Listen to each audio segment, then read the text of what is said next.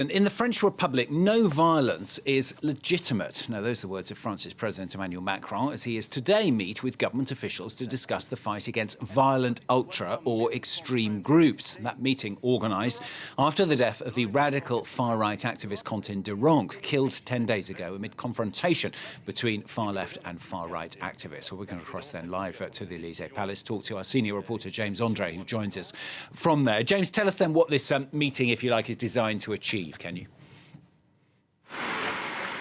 Yes, the meeting is designed to achieve a strategy to face this situation where we have this rising political violence in France with indeed this what happened to Quentin Deranque in Lyon.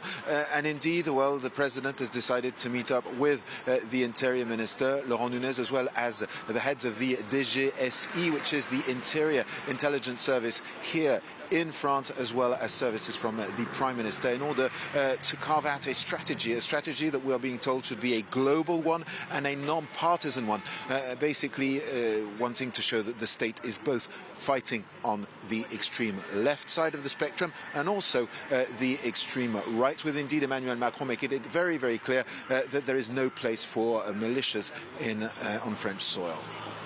And of course, James, behind the scenes for a long time now, much work has been going on to identify these far-right and far-left groups.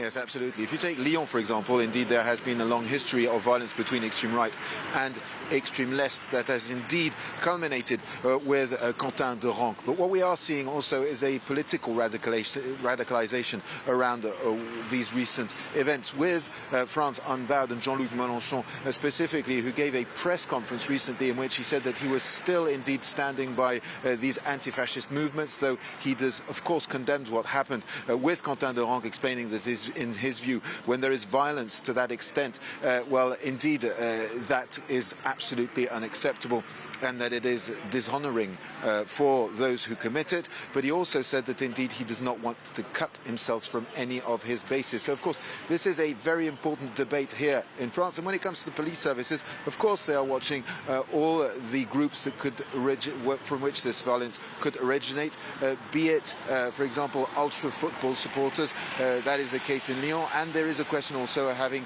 groups dissolved during this meeting, the decisions taken.